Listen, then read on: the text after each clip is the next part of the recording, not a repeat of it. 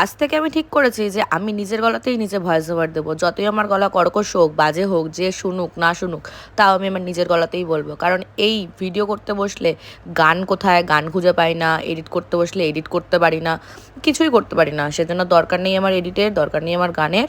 আমি নিজের গলাতেই বলবো, যে শোনার হয় শুনবে, আজ সবাই শুনো। আর ভিডিওটা দেখে বুঝতেই পারছো আমি কোথাও যাচ্ছিলাম সেদিনকে। রাত্রিবেলা 11টার সময় প্ল্যান হয়, 12টার সময় বেরোলে এই হয়, না খেয়ে না দিয়ে কোথাওটা যাচ্ছিলাম। কোথায় যাচ্ছিলাম সেটা দেখতেই পেয়েছো হয়তো ফার্স্ট ক্লিপে। বকখালি গেছিলাম আমরা, তো এখন বেরিয়ে গিয়ে যাচ্ছি সোজা বকখালির উদ্দেশ্যে। প্রচণ্ড জ্যাম ছিল। এই হচ্ছে ভয়েস ওভার দিতে গেলে আমার গলা কাঁপে, পাশ থেকে আমার কুকুর চিল্লায়, এর থেকে বেশি আর আমি কিছু বলতে পারছি না। যাই হোক, যাচ্ছিলাম সেদিনকে রাস্তায় দাঁড়িয়ে প্রায় 7-8 বার ঘুগনি মুড়ি খেয়েছে এরা। এরা যে কী ভালোবাসে ঘুগনি মুড়ি খেতে। এই ছেলেটি আজকে জন্মদিন, তার মধ্যে হ্যাপি বার্থডে লিঙ্কন। কিন্তু ভিডিওটা অনেক পরে ছাড়া হচ্ছে, মানে ওর বার্থডে আজকেই, যেদিন আমি ছাড়বো। আর ভিডিওটা হয়েছে আগে, কারণ আমরা বকখালি গেছি আগে অনেক।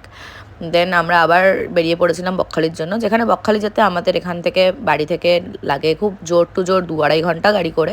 সেখানে আমরা পুরো 4-4.5 ঘন্টার একটা জার্নি নিয়ে গেছি, কারণ আমরা রাস্তায় প্রচুরবার দাঁড়িয়েছি শুধু ঘুগনি মুড়ি খাওয়ার জন্য, প্রচুরবার দাঁড়ানো হয়েছে। মোটামুটি 4-4:30 মধ্যে আমাদের ঢুকে যাওয়াটা একদম দরকার ছিল, ঢুকে যেতামই, কিন্তু সেখানে আমাদের 6:30-7টা বেজে গেছে ঢুকতে ঢুকতে।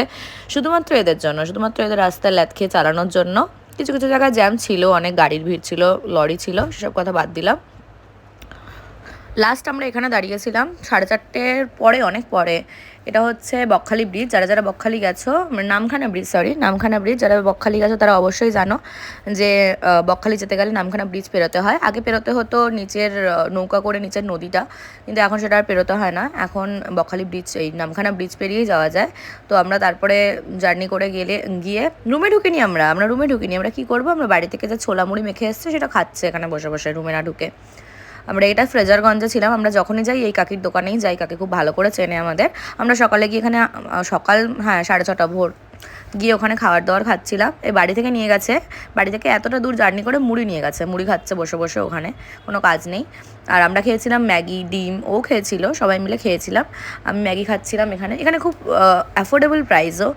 আমাদের মনে হয় 20 টাকার ম্যাগি, এখানে কলকাতায় কোথাও 20 টাকার ম্যাগি পাওয়া যায় না। 20 টাকার ম্যাগি খাচ্ছিলাম দাঁড়িয়ে দাঁড়িয়ে, খুব ভালো লাগছিলো। ব্যাস, ফোন চলে এসছে আমার।